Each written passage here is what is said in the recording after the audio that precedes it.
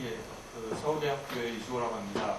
제가 오늘 발표할 연구는 기존의 선택학 형식을 개선해서 임기점 근처까지 무성비를 향상시키는 방법들에 대해서 발표를 하겠습니다. 사실 어떤 면에서는 앞에 이용진 학생님이 발표하신 그 내용과 비슷한 점도 있지만은 약간 다른 관점에서 이러한 것들을 한번 다뤄보도록 하겠습니다.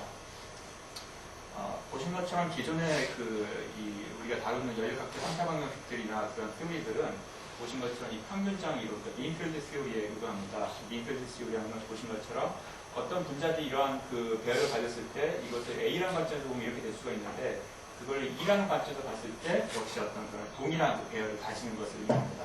즉 어떤 시스템을 봤을 때 특수적인 거나 전체적인 것들은 사실 어떤 비슷한 그런 거의 동일한 그런 배열을 가지게 되는데 그렇기 때문에 이런 빈필드 시오리에서는 어떤 영역들을 봤을 때 모든 영역들이 전체와 비교할 때 어떤 이 같은 조성과 또 이 벌크 프리드, 그러니까 벌크 덴시티를 가지고 있습니다.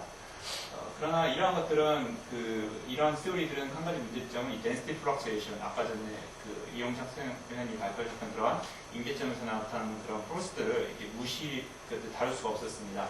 그렇기 때문에 이러한 이론들로 인해서 개발된 상타방 형식들은 임계점들 근처에서는 정확하게 예측할 수가 없었습니다. 그런 포스들이, 그런 이펙트들이 반영이 안 되기 때문에 그런 것들이 불가능했습니다. 그것을 좀 더 말씀을 드리면은 임계점 부분에서 분자전산 모사를 시행했을 때 다음과 같은 이러한 고르지 않고, 그러니까 유니폼하지 않고 이렇게 국부적으로 로컬라이제이션 되는, 그러니까 마치 이 분자들이 하나에 모여있는 그 효과를 보여줍니다. 그렇기 때문에 이러한 이 하나의 어떤 영역 우리가 취했을 때 그 영역의 형태는 전체 형태와는 다르게 되는 효과를 보여줍니다. 그런데 이러한 density fluctuation은 특징이 두 가지인데 한 가지는 이 임계 부피와 그리고 또 한 가지는 임계 온도 부분에서 이 효과가 제일 가장 크게 나타나는 것으로 알려져 있습니다.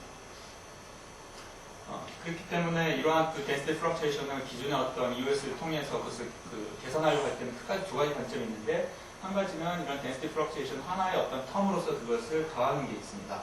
그래서 기존에 아시는 것처럼 크로스오버 theory나 또는 renormalization proof theory 같은 어떤 이론에 근거한 이론들이 바로 이런 식으로 이렇게 어떠한 이 텀들을 붙이는 것들을 생각을 했는데 이 방법들은 다소 좀 복잡한 것도 있거니와 어떤 경우일 때는 이 numerical integration을 이렇게 수치적으로 접근을 해야 되는 그런 것들을 요구하는 게 있습니다.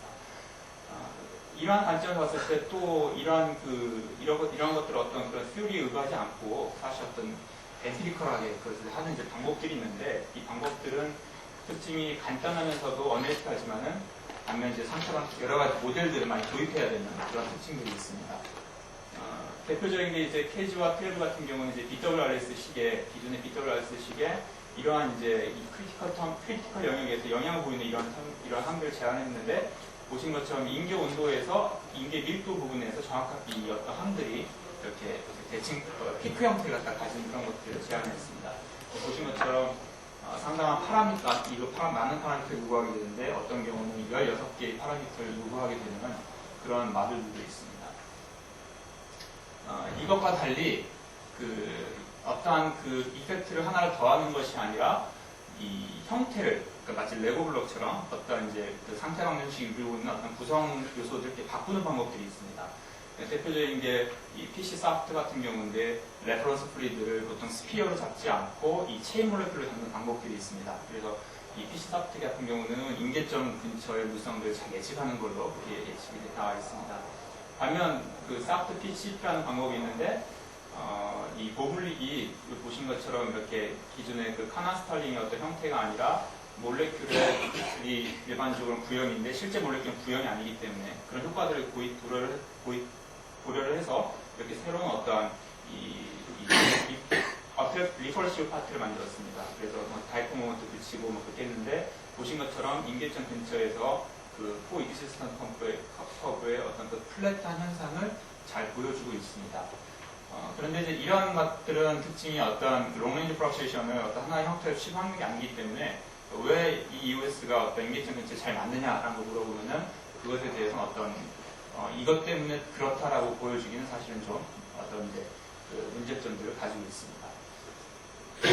그렇기 때문에 모델을 개발한다는 어떤 두 가지 관점에서 할 수가 있는데, 한 가지는 아까 보신 것처럼 사실 어떤 이제 그 인력학적인 그런 에너지를 구성하고 있는 그런 각각의 어떤 컨트리뷰션들을 이렇게 그 변경을 시켜서, 흔히 우리 얘기하는 우리가 모디피케이션 통해서 할 수도 있지만은, 그러나 어떤 이러한 그 롱레인지 프로세션 하나의 어떤 어디셔널한 포스로 그것을 고려를 하게 되면은 그 모델을 어떤 개발할 수 있을 거라 생각이 들었습니다. 그래서 본 연구도 이런 두 가지 이펙트를 고려를 해서 수행을 했습니다. 레티스 모델은 그 여러분들이 많이 아시는데, 그 중에서 한 가지 보실 게 이 GR이라는 파트가 있습니다. 이 GR이라는 것은 어떤 이 바둑판 같은 그런 격자 내 홀과 어떤 분자를 이렇게 배열하는 이제 그런 경울수를 갖다 의미합니다. 그래서 이 레티스 모델에서 이런 부분은 흔히 어서멀 컨트리뷰션, 무열, 그러니까 열이 없는 상태, 어떤 히트 이펙트가 없는 상태에서의 배열을 의미하는데, 이 배열은 다음과 같이 버겐하임 허기스 밀러 이퀘이션이 주어져 있습니다. 그런데 이것을 유도하는 식은 여러 가지 형태가 있지만은 다음과 같이 어떤 확률, P1과 P2랑 확률을 그 정의를 해서 그 정의를 그 식으로 인티그레이션해서 이러한 이 팩트를 얻어낼 수가 있습니다. 근데 제가 봤던 거는 이 부분이 좀 어떤 면에서 개선한 부분이 있었던 것을 발견했습니다. 이 P1과 P2를 좀 더 말씀을 드리면은, 이 확률이라는 것은 어떠한 이 격자 구조 내에 그것을 어떤 몰레큘과 또는 홀로 이렇게 채울 수 있는 그런 확률을 각각 의미를 하는데, 여기 보셔야 될 부분이 이쪽 파트가 있습니다. 이 P2란 확률은 다음과 같이 사실은 생각할 수가 있습니다. 첫 번째 분자는 홀로 이제 어떤 분자가 아니라 홀로 채우는 걸 의미하고, 그 다음에는 홀이 오든지 또는 분자가 올 수가 있는데, 여기에서 이 홀이 올 확률을 버겐하임 같은 경우는 이 ZN제로, 그러니까 홀 주위의 토탈 컨택의 의미로서 그것을 제한을 했고, 그리고 이쪽 ZQ와, 그러니까 홀 주 옆에 어떤 분자가 올 몰레큘이, 알머가 올 확률을 올 경우의 수를 버겐하임 같은 경우는 이제 이 알머를 이제 둘러싸고 있는 그런 컨택 넘버로 이렇게 정의를 해서 이런 식으로 이렇게 간단하게 제안을 했습니다. 그런데 프리드라는 사람이 이제 그런 걸 밝혔듯이 이 스태틱스는 이 홀이 아주 많은 경우, 그러니까 어떤 이제 알머라고 하는 그런 폴리머가 됐던 그런 물질들이 적은 영역에서 유효할 수가 있는데 하이덴스 영역에서 문제가 있다는 것을 제안했습니다. 그러니까 무슨 말씀이냐면은, 이 홀이 많은 경우일 때 여기 홀이 있으면 그 주위에 대부분의 홀이 오고, 또 이 분자가 있으면 그 대부분 그 분자의 어떤 이웃한 사이트에 이제 홀이 오게 되기 때문에 이것이 의미가 있을 수가 있는데, 이제 반면 이제 몰레큘들이 많은 경우일 때는, 그러니까 홀 주위에도 대부분의 이렇게 분자들이 알머들이 오고, 또 분자 주위에도 대부분의 알머들이 오기 때문에 이 확률들은 어떤 면에서는 그러한 이 영역에 있어서는 문제가 있을 수 있다고 할 수가 있습니다.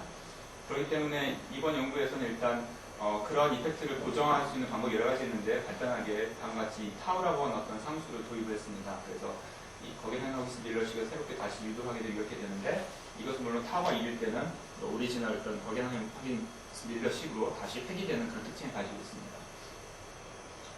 그래서 여기서 지금 이 타우의 어떤 크기에 대해서 논할 수가 있는데, 이것은 여기서 하지 않고 후에 얘기하도록 하겠습니다.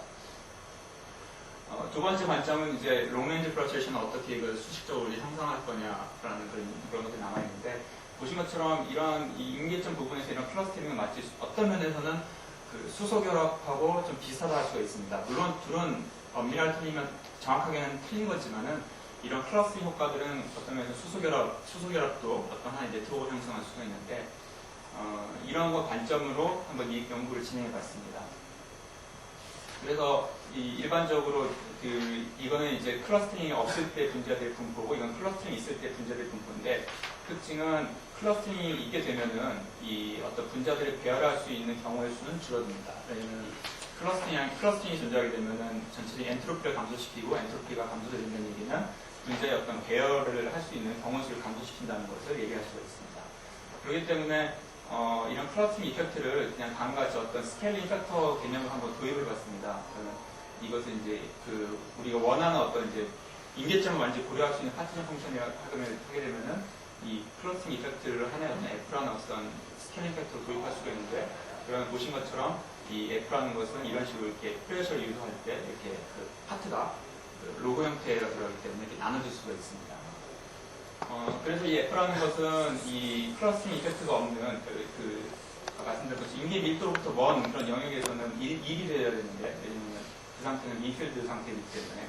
그런데 이것을 이제 이 F라는 것을 이 밀도에 대해서 이렇게 표현하게 되면 보신 것처럼 그런 F가만 이런 형태를 가진다고 했을 때 밀도에 대해서 표현하게 되면 보신 것처럼 인계 밀도 부분에서는 음수값을 가지고 인계 밀도 이상에서는 이렇게 양수값을 가집니다. 그러니까 클러스팅 이펙트를 도입하게 되면은 저런 것들을 예측할 수가 있는데, 그래서 그런 클러스팅 이펙트를 도입하는 방법을 이제 여러 가지 생각을 해봤었는데, 이제 기본적으로 수소결합을 생각해봤습니다.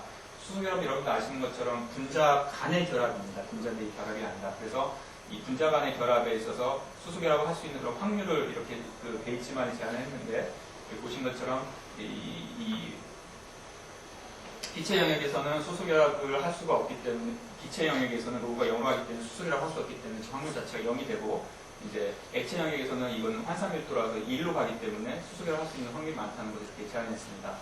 제가 생각했던 것은 이 확률을 한번 수정하는 방법을 생각을 해봤습니다.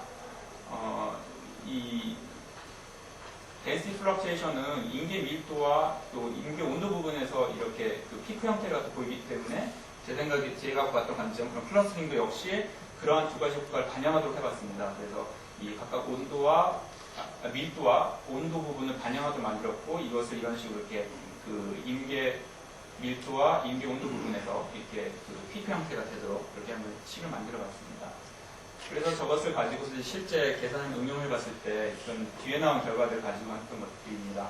일반적인 이제 실제 인계 온도에서 인필드 관점에서는 이런 식으로 이렇게 투페이스에 있는 걸 보여주는데, 제가 생각했던 그런 텀들을 붙였을 때 마이너스에서 플러스로 가는 이러한 것을 보여주기 때문에 이것과 이것을 합하게 되면은 이 실선이 즉 인계 온도에서의 어떤 피로 아이소섬의 플랫한 현상을 보여주고 있습니다.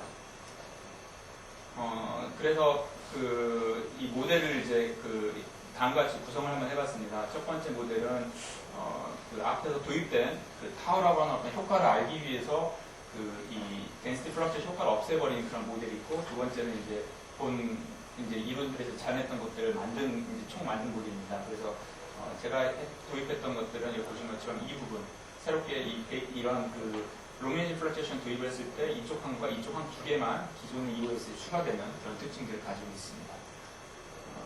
먼저 맨 먼저 앞에서 말씀드렸던 타워 효과에 대해서 말씀드리면, 그것을 이제 실제 플루이드에 적용시켜 봤을 때 이 타워라는 값이 보신 것처럼 1보다 큰 값을 가집니다. 근데 특이한 거는 메탄 같이 상당히 이제 가장 비극성의 대표적인 물질이고, 아세톤 같이 강한 극성의 대표적인 물질에 대해서 타워가 비교적 두 개가 비슷한 값을 보여줬습니다. 그리고 이런 것들은 일반적인 그런 타워를 도입하기 전과 비교했을 때 훨씬 이 오차값들이 나아지는 결과를 보였습니다.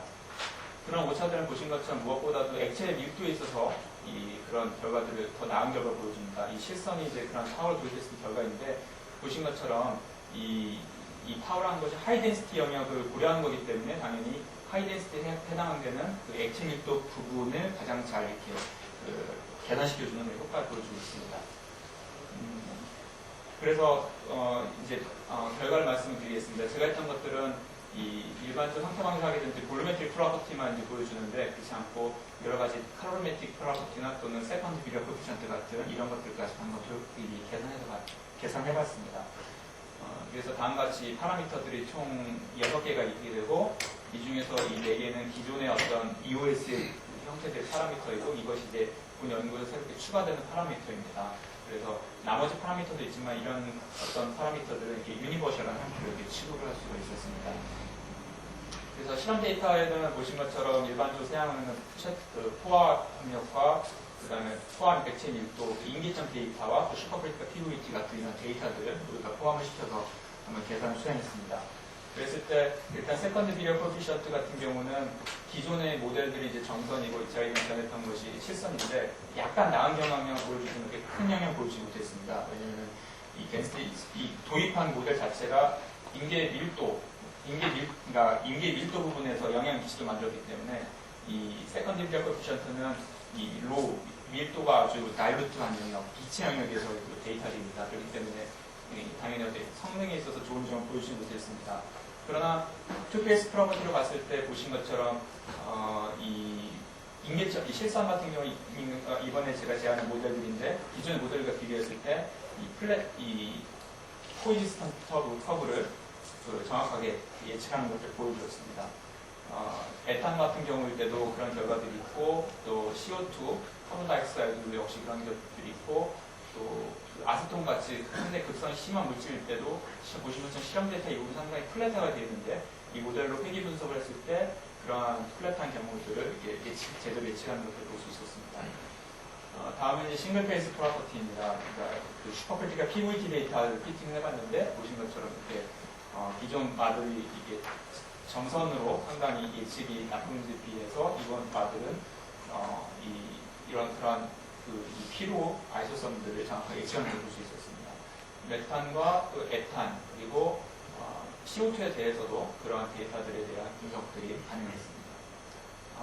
그 다음에 이제 서머 데이터들도 한번 계산해봤습니다. 히트 오브 베이퍼라이제이션을 계산했는데 기존 데이터들은 기존 마들은 그 인계점을 좀 오버 이스티메이션 하기 때문에 이 인계 포인트 이쪽에 있기 때문에 이렇게 많은 큰 오차를 보여줬는데 이번 모델 같은 경우 인계점을 제대로 예측하게 만들었기 때문에 인계점 근처에서의 이러한 결과들을 보여줬습니다. 이 아세톤 데이터는 제가 보기에는 실험 데이터가 좀 문제가, 제가 취했던 실험 데이터가 좀 문제가 있어서 그랬던 걸로 보여집니다. 마지막에 이제 아이소바라 히커페스티입니다. 이 등압 열용량은 특징이 인계점 근처에서는 여기 보신 것처럼 이 슈팅 현상을 갖다 보여줍니다. 이 데이터들이 좀 더 높은 형태의 데이터가 없기 때문에 보여드릴 수 없는데 슈팅 현상을 보여줍니다. 그래서 이 모델을 가지고 한번 예측을 해봤을 때도 리그레이션 하는 게 아니기 때문에 정확하지 않았지만 정기적으로 슈팅하는 그런 경향들을 보여줬습니다. 근데 이쪽 부분을 확대했을 때 이렇게 실험 데이터에 보이지 않는 미니메 현상이 일어나기 때문에 저거는 이제 어떤 모델을 좀 더 개선해야 될 그런 필요들을 보여준다 할 수 있겠습니다. 제가 했던 것들에 대한 결론을 말씀드린 다음과 같습니다. 이 인계점 근처에서 일어나는 분자들의 클러스팅 효과를 이 베이츠만이라고 하는 그런 수수결합 모델의 형태를 가지고서 그것을 구사를 표현해 봤습니다. 그랬을 때 그 모델들은 볼루메트릭 프로퍼티뿐만 아니라 어떤 이 서머 데이터들의 그런 어떤 거동들을 예측할 수 있던 것들을 보여주었습니다. 근데 이러한 관점들의 특징은 이것은 향후 어떤 이런 레티스 모델에만 제한되는 것이 아니라 그 사프트웨어 같은 그런 다른 인필드 이퀘이션 스테이트에도 적용이 가능한 걸 보여주고 그리고 현재 지금 이제 리스트로 이러한 접근들을 확대를 해서 모델을 현재 개발하는 그런 가운데 지금 있습니다. 네, 여기까지 제 발표를 들어주셔서 감사합니다. 발표 마치도록 하겠습니다.